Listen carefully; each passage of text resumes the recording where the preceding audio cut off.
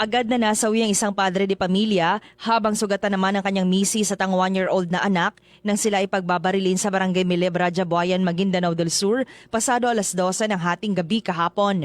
Kinilala ni Maguindanao del Sur PNP spokesperson Captain Giuseppe Tamayo ang nasawi na si Said Sakilan Bansil, habang nakaligtas naman ang kanyang misis na si Baian at ang kanilang anak na babaeng sanggol, lahat mga residente ng nasabing lugar. Ang misis na nakaligtas ay tinamaan sa kanyang balikat. Nabatid na siya ay 8 buwang buntis. Nakaligtas din ang kanyang 1-year-old baby girl na tinamaan naman sa kanyang hita. Batay sa ulat, mahimbing na natutulog ang mag-anak nang dumating ang mga sospek hating gabi at saka sila pinagbabaril. Inaalam pa ang motibo ng krimen. Tinutugis na rin ngayon ng Rajabuayan PNP kasama ang 34th Infantry Battalion ng Army ang mga sospek habang nagpapatuloy pa ang malalimang investigasyon. Drema Kitayan Bravo, NDBC, Bida Balita.